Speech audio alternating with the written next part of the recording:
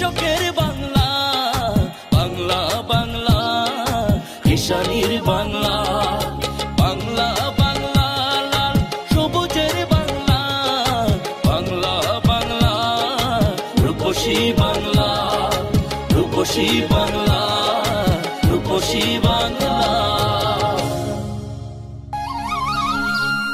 কৃষকবারে শুরু করছি এশিয়ান টেলিভিশনের কৃষি বিষয়ক অনুষ্ঠান রূপসী বাংলা। আজ আমরা উপস্থিত হয়েছি ড্যাফোডিল ইউনিভার্সিটির কৃষি ডিপার্টমেন্টে এবং এখানের শিক্ষক এবং ছাত্রছাত্রীরা সবাই মিলে বীজতলা তৈরি করছে। আমাদের আজকের বিষয় হচ্ছে বন্যার্তদের জন্য আসুন সহযোগিতার হাত বাড়িয়ে দেই এবং কিভাবে তা নিয়ে আমাদের এই প্রোগ্রামটি দেখুন।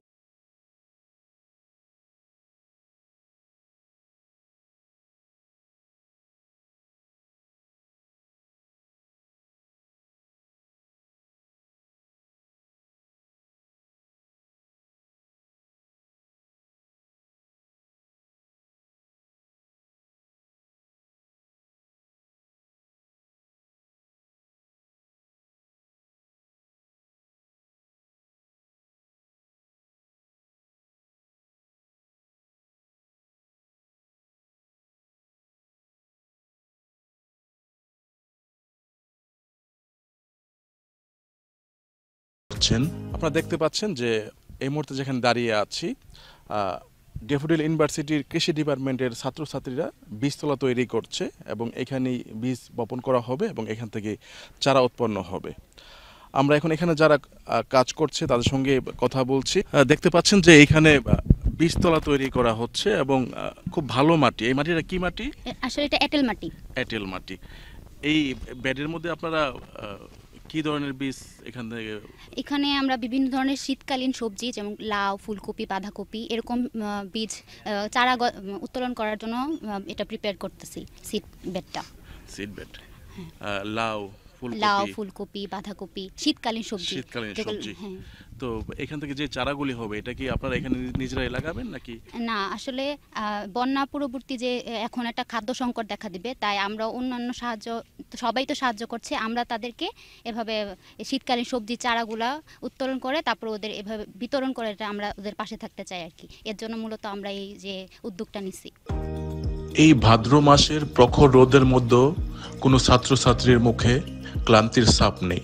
তারা নিরলস পরিশ্রম করে যাচ্ছে এবং তারা একটি কথাই বলছে যে আমাদের একটি ধানের চারা বা একটি সবজির চারার মাধ্যমে যদি আমরা তাদের পাশে থাকতে পারি এটাই আমাদের বড় পাওয়া। আরেকজন ছাত্রের সঙ্গে কথা বলছি। আপনার নাম কি? ইফতি। আমার নাম ইফতি। আমি ড্যাফোডিল ইউনিভার্সিটি এগ্রিকালচার ডিপার্টমেন্টের একজন ছাত্র। আচ্ছা, তো এখান তো আমরা যতটুকু জেনেছি যে আপনারা বন্যা কবলিত এলাকায় এখান থেকে চারা তৈরি করে ওখানে পাঠাবেন। আমাদের ড্যাফোডিল ইউনিভার্সিটি একটি মহৎ উদ্যোগ নিয়েছে আমাদের এগ্রিকালচার ডিপার্টমেন্টের মাধ্যমে, যা বন্যা কবলিত এলাকায় শীতকালীন সবজি চারা বিতরণ করবে। সেই উদ্দেশ্যে আমরা এখানে বেড তৈরি করি, শীতকালীন সবজি লাউ, ফুলকপি এগুলো চাষ করার চারা চাষ করতেছি। আচ্ছা, তার মানে এটা হচ্ছে একটু ব্যতিক্রম উদ্যোগ। আপনারা তো এগুলো অনেক সময় গবেষণার জন্য করেছেন বা নিজেরা এখানে আশেপাশে উৎপাদন করার জন্য করেছেন, কিন্তু এই মনে হয় প্রথম আপনারা কোনো জায়গায় পাঠাচ্ছেন ফ্রি এবং সহযোগিতা হিসাবে। হ্যাঁ, আমরা এগ্রিকালচার উদ্যোগ নিচ্ছে, এটা অনেক মহৎ উদ্যোগ। আমাদের যারা বন্যা কবলিত এলাকায় অসহায় মানুষ আছে, তাদের কৃষক আছে, তাদের এই চারাগুলো বিতরণ করবে, তাদের একটু হলেও সহযোগিতা হবে। এই রোদের মধ্যে কাজ করতেছেন, কেমন লাগছে? এটা এখন তো অবশ্যই ভালো লাগছে, কারণ আমরা দেশের এই সংকটপূর্ণ অবস্থায় আমরা মানুষের পাশে থাকতে পারবো, এটা আমাদের জন্য অবশ্যই অনেক গর্বের। বিভিন্ন পাবলিক ইউনিভার্সিটি এটার উদ্যোগ নিলেও প্রাইভেট ইউনিভার্সিটির মধ্যে আমার মনে হয় আমরাই প্রথম যারা বন্যা কবলিতদের পাশে দাঁড়ানোর জন্য কাজ করছি। এটা হচ্ছে ভালো কাজের জন্য নিজেকে উৎসর্গ করতে সবারই তো ভালো লাগে। স্যার, দেখতে পাচ্ছি যে ব্যাপক কর্মযজ্ঞ চলতেছে, ছাত্রছাত্রী সবাই ব্যস্ত এবং মনে হয় বেড তৈরি করা হচ্ছে। জি জি, কিসের বেড? আমরা আসলে এই যে বন্যা দুর্গত এলাকা, আমরা department of agriculture daffodil international ইউনিভার্সিটির তরফ থেকে আমরা 40 লক্ষ ধানের চারা করতেছি। বিভিন্ন সিস্টেমে আমরা ধারণ করতে, যেটা আমরা সিস্টেমেটিক্যালি দেখাবো। এরপরেও আমরা কিন্তু প্রায় টার্গেট করতেছি আমরা প্রায় 60-70 লক্ষ, হয়তো আমরা 1 কোটিও আমরা সবজির চারা দিব এই বন্যা দুর্গতদের জন্য, ফেনী, নোয়াখালী, কুমিল্লা, চাঁদপুর এই সমস্ত এলাকায়। কাজে আমরা অলরেডি ধানের চারা হয়ে গেছে, 15-20 দিন পরে ধানের চারা দিয়ে দেব এবং আমরা সবজির চারা পরবর্তীতে আস্তে আস্তে আমরা সবজির চারাও দিয়ে দেবো। আর এই যে চারা উৎপাদনের ব্যাপারে আমাদের ছাত্ররা অগ্রণী ভূমিকা পালন করতেছে। আমাদের এগ্রিকালচার ডিপার্টমেন্টের 3টা ব্যাচেরই ছাত্ররা হাতে কলমে তারা কিন্তু দেখেন এখানে তারা সবজির চারা তৈরি করতেছে, এবং তারা ধানের চারাতেও তারা সংযুক্ত আছে এবং এই সবজির চারাটাও তারা করছে। এখানে আমরা শুরু করেছি এটাতে বীজতলা বলে, অর্থাৎ সবজির চারা সিডবেড প্রিপারেশন আজকে করতেছে। হয়তো 2-1 দিনের মধ্যে আমরা এখানে বীজ ফেলতে থাকবো, এবং আমাদের টার্গেট প্রায় 60-70 লক্ষ টাকা 70 লক্ষ সবজির চারা তাদেরকে দিব।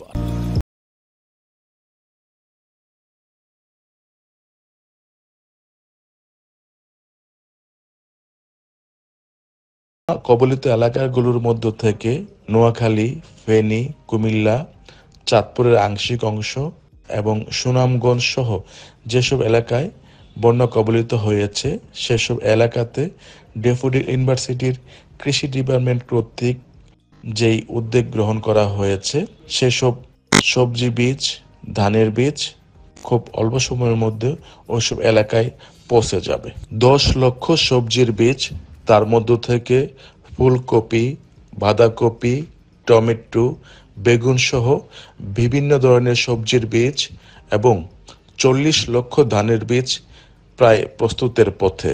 ড্যাফোডিল ইউনিভার্সিটির কৃষি বিভাগের প্রধান ডক্টর এম এ রহিম জানান, আমরা 10 লক্ষ সবজির বীজ এবং 40 লক্ষ ধানের বীজ দিয়ে বন্যা কবলিত এলাকায় কৃষকদের পাশে থাকার চেষ্টা করছি এবং ভবিষ্যতেও যে কোনো দুর্যোগ মুহূর্তে কৃষকদের পাশে থাকার চেষ্টা করবে ড্যাফোডিল ইউনিভার্সিটির কৃষি বিভাগ। ওইদিকে ছাত্রছাত্রীরা বীজতলা তৈরি করতেছে এবং এখানে দেখতে পাচ্ছি যে ধান রোদে শুকানো হচ্ছে। এই ধানগুলো থেকে কি হবে? আমরা ওই যে 40 লক্ষ যে ধানের চারা দিব আচ্ছা, বন্যা দুর্গততে ড্যাফোডিল ইন্টারন্যাশনাল ইউনিভার্সিটির পক্ষ থেকে আমরা এই 1200 কেজি ধানের বীজ ম্যাক্সিমাম আমরা বিএডিসি থেকে আনছি বিনা 17, আর বিনার থেকে 200 কেজি দিছে বিনা 20। এখনও এই বীজতলাতে বীজ ফেলার আগে 2 ঘন্টা আমরা শুকায় নিচ্ছি। আচ্ছা, 2 ঘন্টা শুকানোর পরে আমরা বিকালবেলা এই বস্তায় করে আবার কিন্তু ভিজায় রাখবো ওভারনাইট। তারপরে আমরা এটাকে আবার জাগ দিব, অর্থাৎ স্প্রাউটিং বের করার জন্য। অ্যানাদার 2 ডেজ লাগবে, যখন বীজগুলো ফুটে আসবে, অর্থাৎ ছোট ছোট বের হয়ে আসবে কণার মতো আর কি, যে জার্মিনেশন, তখন আমরা কিন্তু বেডে দিব। এবং আমরা বেড ছাড়াও কিন্তু আমরা যেটা করতেছি এটা হচ্ছে আপনার ট্রেতে। এই ট্রেতে সুবিধা যেটা হচ্ছে, আচ্ছা, রাইস প্লান্টার যেটা অটোমেটিক্যালি যা চলে যাবে এইভাবে প্লান্টার দিয়ে যাবে, এটা কিন্তু আর হাতে লাগানো লাগবে না, বা এই চারা তুলে নিয়ে আবার লাগানো লাগবে না, এটা অটোমেটিক্যালি রাইস প্লান্টারে দিয়ে চলে যাবে। আমরা প্রায় 1000 ট্রেতে আমরা এই বীজটা করতেছি। আর যেহেতু আমাদের আরও ট্রেডিশনাল সিস্টেমে যেটা মাঠে সেটাও করতেছি, আবার ম্যাট সিস্টেমে করতেছি, আবার জায়গার অপতুলতার কারণে আমরা কিন্তু পুকুরেও করতেছি, অর্থাৎ এটা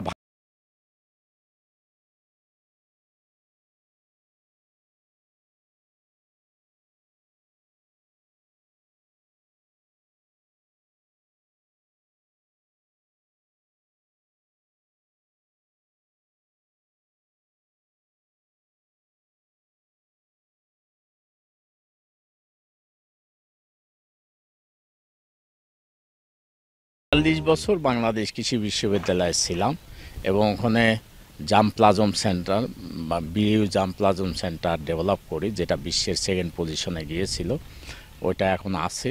আমি যখন ড্যাফোডিলে আসি 2022-এ, তখন আমরা মনে করলাম আমাদেরও যেহেতু কৃষি বিশ্ববিদ্যালয়ে ওরকম কিছু করার দরকার।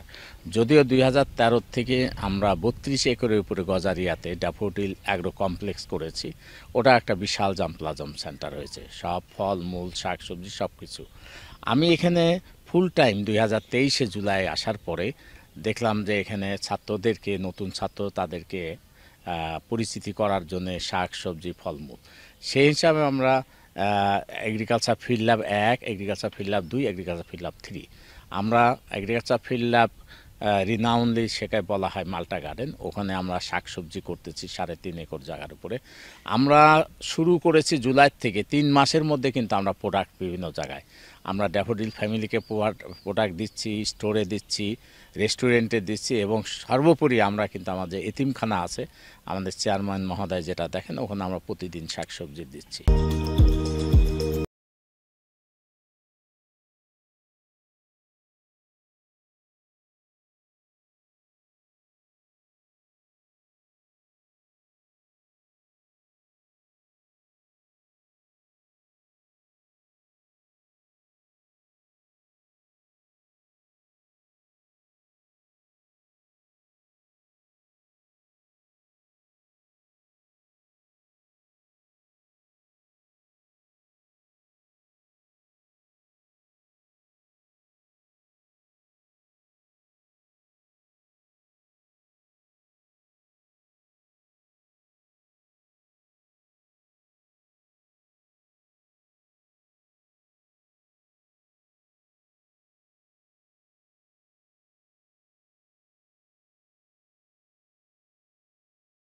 আমরা এই মুহূর্তে আছি ড্যাফোডিল ইউনিভার্সিটির কৃষি ডিপার্টমেন্টের রিসার্চ ফিল্ডে। দেখতে পাচ্ছি যে পেঁপে গাছে প্রচুর পরিমাণে পেঁপে ধরেছে। এটা কি জাতের পেঁপে স্যার? এটা top lady. Top lady. Top lady.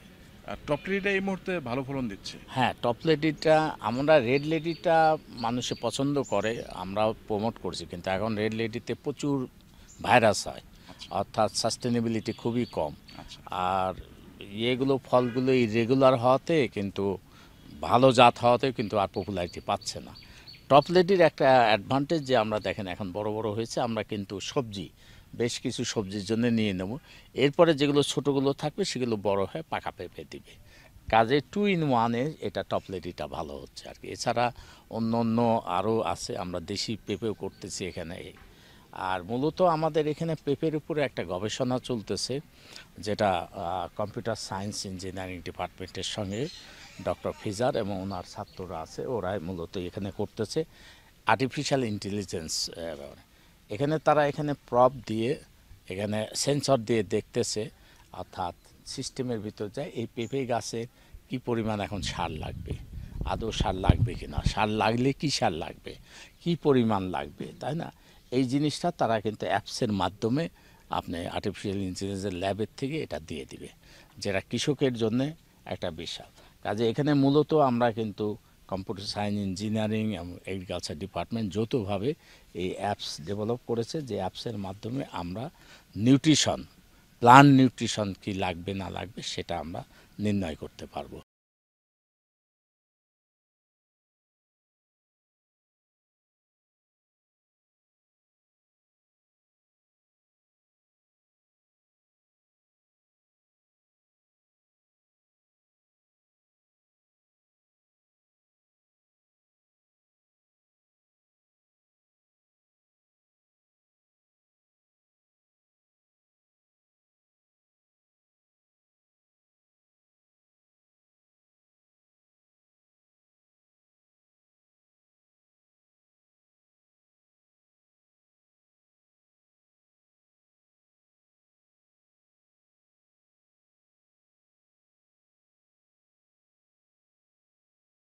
আসলে সনাতন কৃষি থেকে আধুনিক কৃষি, এবং আধুনিক কৃষিতে আজকে আমরা ড্যাফোডিল ইউনিভার্সিটিতে দেখতে পাচ্ছি যে ডিজিটাল কৃষি। তা আমরা এখন গবেষণায় চলে যাই। আমরা প্রথম কি করছি? এখানে আমরা সেন্সর ইমপ্লিমেন্ট করছি। সেন্সরটা মাটির গাছের গোড়ায় আমরা বসায় দিচ্ছি। বসানোর পর সেটা হলো আমাদের সেন্সর এখন ডেটা নেওয়া শুরু করবে।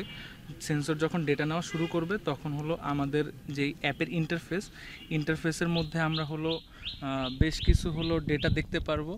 তো সেখান থেকে টেম্পারেচার ডেটা, ময়েশ্চার ডেটা, তারপর সয়েলের নাইট্রোজেন, পটাশিয়াম, ফসফরাস সেটার ডেটা এখান থেকে হলো আমাদের বেস স্টেশনে চলে যাবে। আমাদের বেস স্টেশনের রেঞ্জ হলো 10 কিলোমিটার। সেখান থেকে আমাদের ডেটাগুলো এআইর মাধ্যমে প্রসেসড হয়ে ইউজারের কাছে রিপোর্ট আকারে চলে যাবে যে আমাদের সয়েলে এখন এই অবস্থা রয়েছে।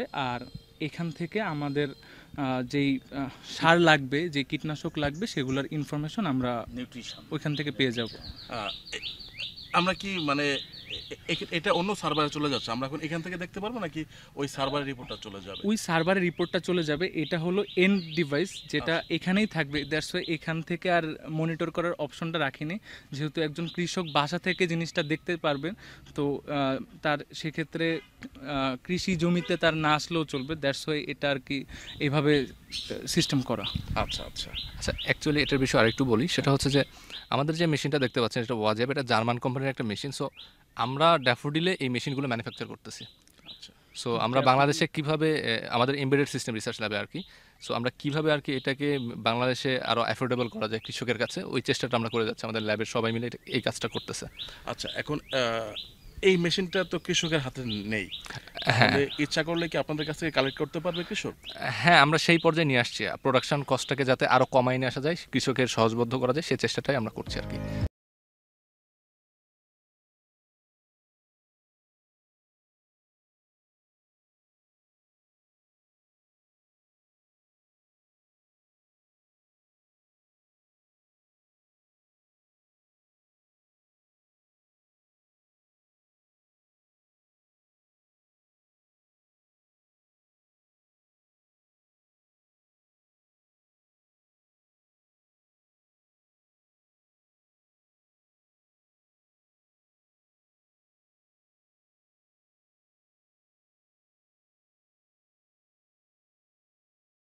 কৃষক ভাইরা, আপনার খামার, ফসলের মাঠ কিংবা আপনার বাগানের কৃষি সংক্রান্ত যে কোনো তথ্য এবং পরামর্শের জন্য আপনারা আমাদের সঙ্গে যোগাযোগ করতে পারেন 017117988 কৃষক ভাই, শেষ করছি আজকের অনুষ্ঠান রূপসী বাংলা। আগামী পর্ব দেখার আমন্ত্রণ রইল। সেই পর্যন্ত সবাই ভালো থাকবেন, সুস্থ থাকবেন।